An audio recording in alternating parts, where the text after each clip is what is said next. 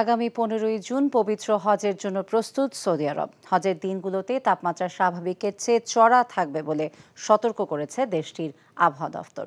এই পরিস্থিতিতে বাংলাদেশি মুসল্লিদের সেবা দিচ্ছে ধর্ম মন্ত্রণালয়ের আইটি প্রতিষ্ঠান। এনটিভি মদিনা প্রতিনিধি ফইমা ফরহাদের পাঠানো রিপোর্ট।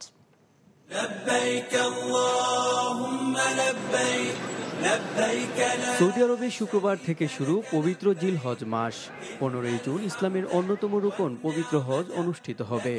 পবিত্র হজের আনুষ্ঠানিকতা শুরু হবে 14ই জুন থেকে।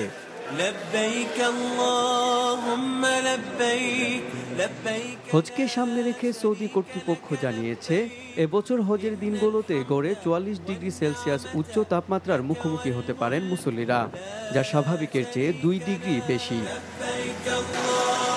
পূর্ব প্রস্তুতি হিসেবে শীতাতপ নিয়ন্ত্রিত তাঁবু প্রদান সহ তাপের প্রভাব প্রশমিত করার পদক্ষেপ নেওয়া হলেও মুসল্লিদের সতর্ক থাকার পরামর্শ দেওয়া হয়েছে।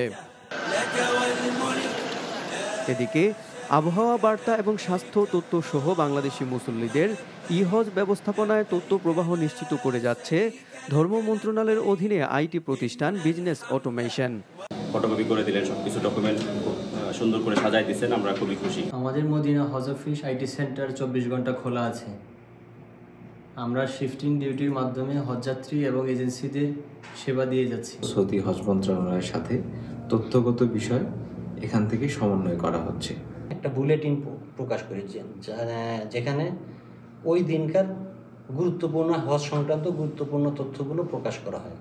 এবার পবিত্র হজ পালন করতে গিয়ে এ পর্যন্ত মক্কা মদিনায় 12 বাংলাদেশি ইন্তেকাল করেছেন।